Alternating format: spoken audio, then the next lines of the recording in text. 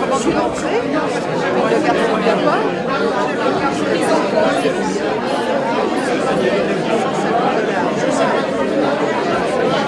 Je m'appelle Jean Lescaut et je suis comédien. Voilà, toujours. Ma première colo, c'est 1951, c'est la plage, où j'ai connu Louba. Après 52, Tarnos. Et puis après 54, être moniteur encore à Tarnos. Les souvenirs principaux pour moi, la CCE, c'est là que j'ai tout appris. J'ai quitté l'école à 15 ans. Alors mon université, mes humanités, comme on dit, c'est la CCE. On avait des moniteurs qui allaient à Saint-Germain-des-Prés, tout ça, on bénéficiait de tout ça. Et j'ai appris le jazz, j'ai appris le théâtre, j'ai tout appris. Ça m'a donné une éthique. C'est-à-dire que je suis comédien, oui, c'est-à-dire que quand je choisis un rôle, quand je joue, j'ai toujours une idée, une éthique, quoi. Je ne parle pas d'opinion politique, mais une éthique, un certain théâtre, quoi, et un certain cinéma et une certaine télévision. Quelques mots sur le spectacle de David. Je suis bien ou mal placé parce que je suis son père et c'est à cause de moi qu'il est allé au rock, et moi ça m'a fait...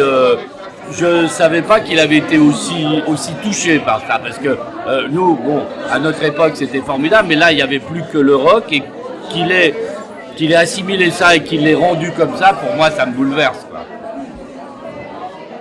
Je suis enseignante, professeure de philosophie, et je m'occupe aussi de formation des maîtres dans les années 68.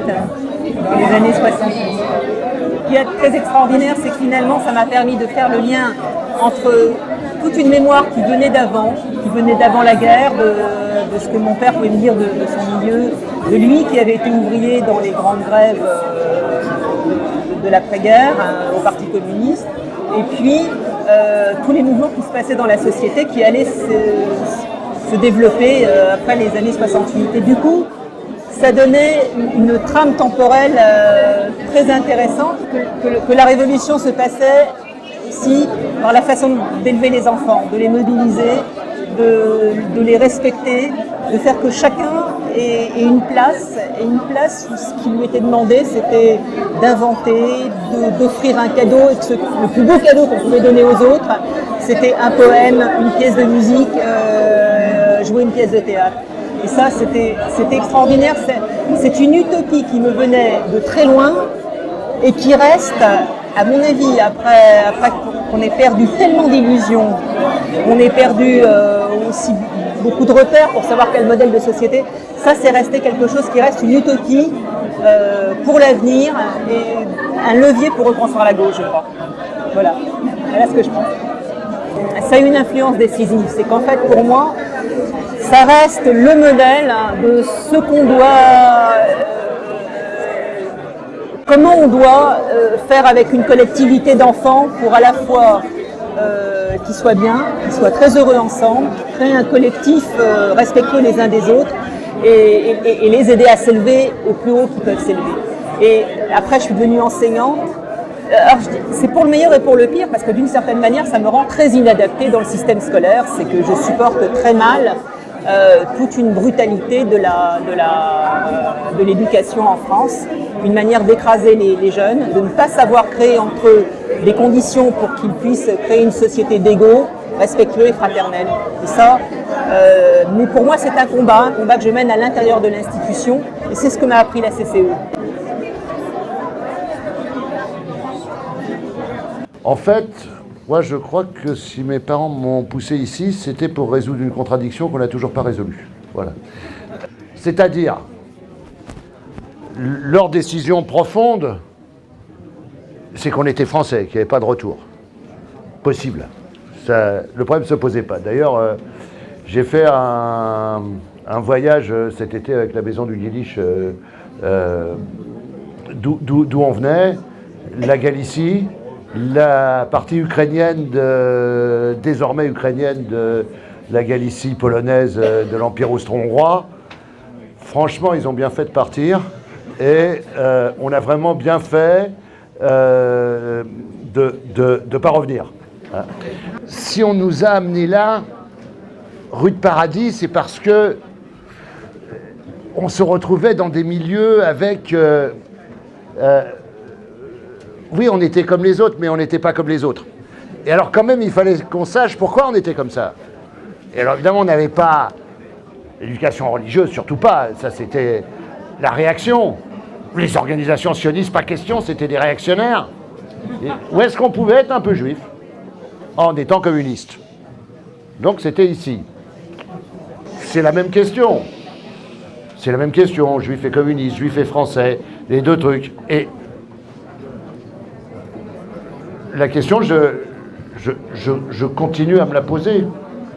Est-ce qu'on est plus de ci, est-ce qu'on est plus de ça? Et en fait, on a passé notre enfance à se demander, est-ce qu'on était plus de ci ou plus de ça? Et un peu des deux, et qu'est-ce qu'on avait? Voilà. Alors, est-ce que c'est parce qu'on est passé par la CCE? En partie, oui. Je me demande si c'était pas un peu aussi parce qu'il y avait des juifs. Voilà.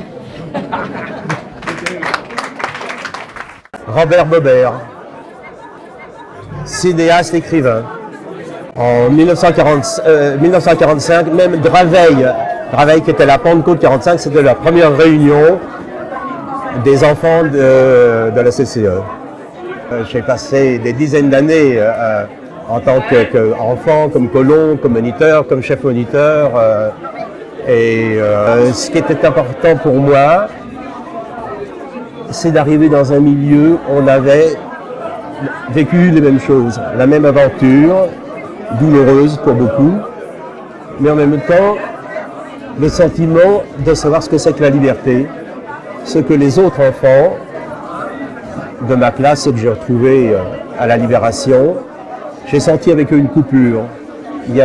On n'avait pas vécu les mêmes choses et utilisant les mêmes mots, on n'avait plus le même langage.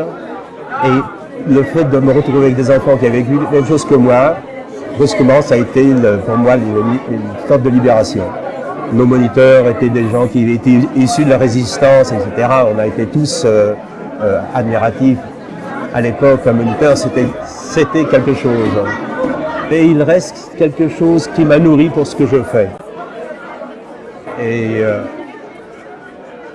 je me souviens, quand j'ai été moniteur, la première fois, je ne me souviens plus si c'est 51 ou 52, je parlais aux enfants beaucoup de cinéma.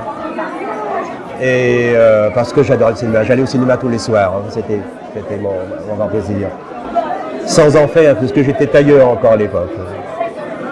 Et donc, c'est pas la CCE qui m'a donné le goût du cinéma.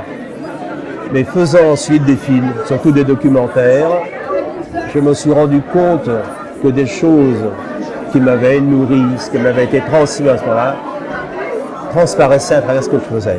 Et j'ai fait le premier film sur les enfants déportés, en 70, c'est moi qui l'ai fait. Donc, voilà, ça a été pour moi en même temps une source d'inspiration, pas la seule, mais une source d'inspiration importante. On m'appelle Loulou, on m'a toujours appelé Loulou, continue de m'appeler Loulou, même à 70 ans. Avant, j'étais schmatologue dans les schmates, c'est-à-dire j'étais représentant en schmates. J'étais la première fois en 49, 50, 51, 52, 53 et 54. Donc de 11 ans à 16 ans. Moi, ma jeunesse, quoi. J'ai fait Tarnot, j'ai fait La Fécla 2 fois, j'ai fait Middelkerk, qui avait une colo en Belgique. J'ai fait les patronages, les cadets, enfin les différentes organisations de jeunes juifs dépendants de la CCE.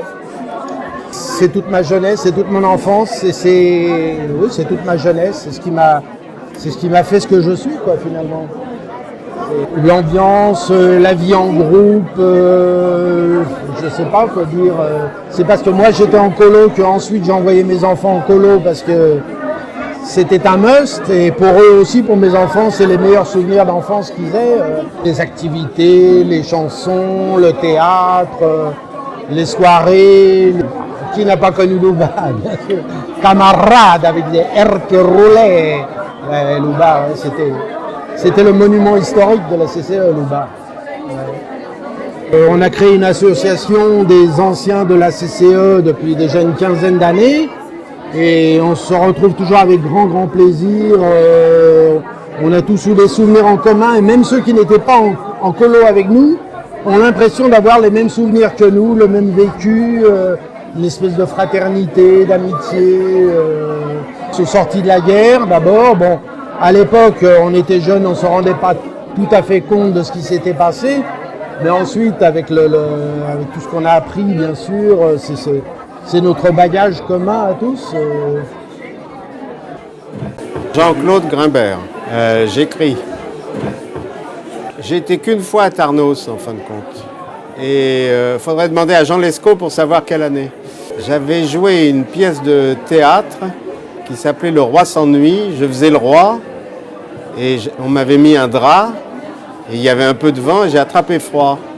Et le lendemain, j'étais à l'infirmerie avec une angine et tous les mômes venaient, ils ouvraient la porte et ils disaient, une des répliques de la fin de la pièce, « Le roi s'ennuya tellement qu'il en creva ».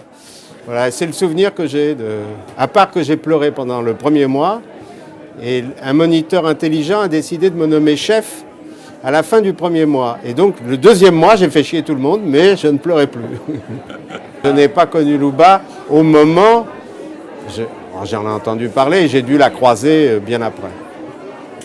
Il y a quelques années, je croise Topor et il me dit quel est le troisième qu'il y avait dans la tente avec nous à Tarnos.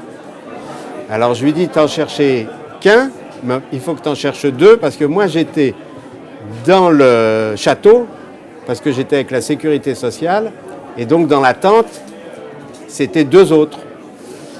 Et voilà, c'est le fait que c'est des souvenirs confus, et en même temps, savoir qu'il y avait Topor, savoir que, voilà,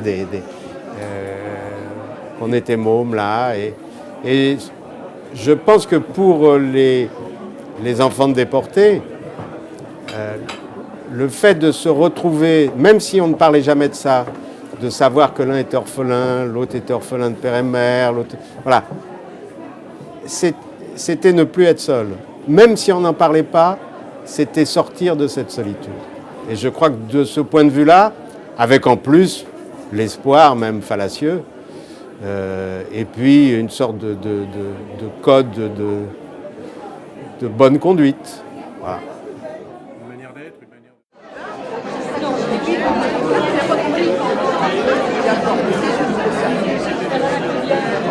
Comment tu l'as entré? Le garçon de toi?